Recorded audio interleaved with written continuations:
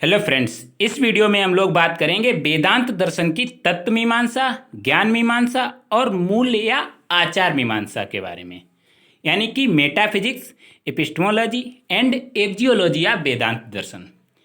देखो, किसी भी दार्शनिक विचारधारा को समझने के लिए हमें उसकी तत्व मीमांसा, ज्ञान मीमांसा और मूल्य या आचार मीमांसा को जानना आवश्यक होता है।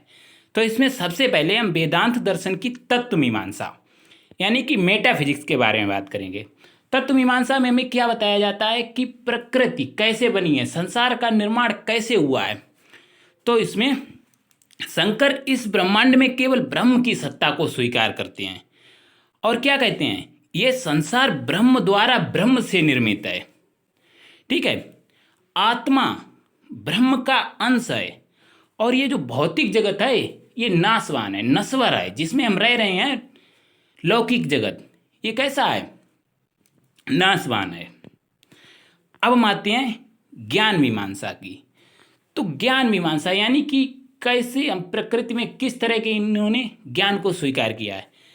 शंकर ने ज्ञान मीमांसा यानी कि एपिस्टेमोलॉजी, शंकर ने ज्ञान को दो भागों में बांटा है। कौन कौन से? अपरा और परा। अब इसको ऐसे समझो, जैसे हम कहते हैं कि ये चीज़ मेरे समझ से परे है, यानी कि समझ से बाहर है।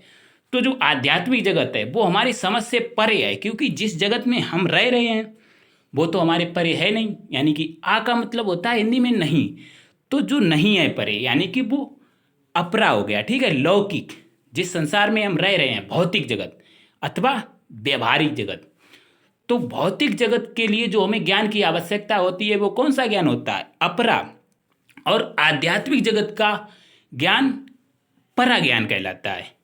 यानी कि मोक्ष की प्राप्ति के लिए परा ज्ञान आवश्यक होता है, क्योंकि मोक्ष क्या है? आध्यात्मिक जगत की कॉन्सेप्ट है। ठीक है, दोनों प्रकार के ज्ञान के लिए शंकर ने श्रवण मनन निधिध्यासन को आवश्यक बताया है।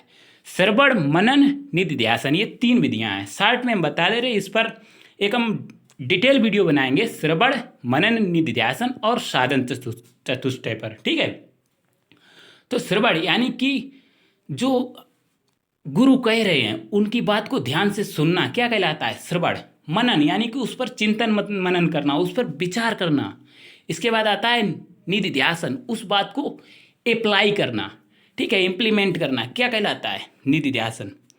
अब देखो, शंकराचार्य ने क्या बताया है कि अगर हम इस लौकिक जगत का ज्ञान पाना चाहते हैं तो भी हमें श्रवण मनन निधिध्यासन की जरूरत होगी, और आध्यात्मिक जगत का ज्ञान पाना चाहते हैं तो भी हमें श्रवण मनन निधिध्यासन की जरूरत होगी। लेकिन अब जो आध्यात्मिक जगत का ज्ञान पाना चाहता है उसको श्रवण मनन निधिध्यासन के अलावा साधन चतुष्टय की भी आवश्यकता होती है। देखो, मोक्ष की प्राप्ति के लिए पराज्ञान आवश्यक है। दोनों प्रकार के ज्ञान के लिए शंकर ने श्रवण मनन और निधिध्यासन को आवश्यक बताया है, परंतु परा ज्ञान के लिए यानी कि आध्यात्मिक जगत का ज्ञान पाने के लिए साधन चतुष्टय। साधन चतुष्टय कौन कौन से हैं?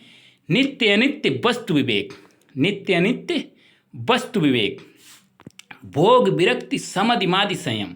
पहला है साधन चतुष्टय नित्य अनित्य वस्तु विवेक, दूसरा है भोग विरक्ति, तीसरा है समधिमादि संयम और चौथा है मुमुक्षुत्व। ये भी आवश्यक मानते हैं आध्यात्मिक जगत के ज्ञान के लिए।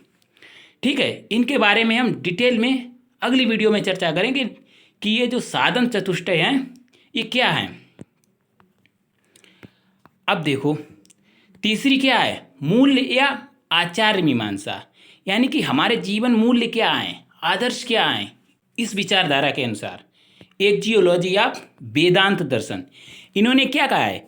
शंकर ने मनुष्य के जीवन को दो रूपों में विभाजित किया है, वही अपरा तथा परा। यानी कि अपरा का मतलब क्या है? जो हमारे परे नहीं है, व्यवहारिक, लौकिक, सांसारिक। और परा का मतलब क्या है? आध्यात्मिक। वेदांत दर्शन भारतीय दर्शन की वह विचारधारा है जो इस ब्रह्मांड को ब्रह्म द्वारा ब्रह्म से निर्मित मानती है। इसके अनुसार यानी कि इस विचारधारा के अनुसार केवल ब्रह्म ही सत्य है और वस्तु जगत असत्य है। अब देखो, इन्होंने जीवन मूल्य क्या बताया है? जीवन मूल्य बताया है, ये मनुष्य जीवन का अंतिम उद्देश्य मुक्ति को मानती है। यानी कि ये विचारधारा है, मनुष्य जीवन का अंतिम उद्देश्य क्या मानती है? मुक्ति, मोक्ष को प्राप्त करना। तो ये थी दोस्तों वेदांत दर्शन की ज्ञान मीमांसा, तत्व मीमांसा, मूल्य या आचार मीमांसा, यानी कि मेटाफिजिक्स, एपिस्टेमोलॉजी एंड एक्जियोलॉजी। उम्मीद करते हैं आपको ये वीडियो पसंद आई होगी। Thanks for watching.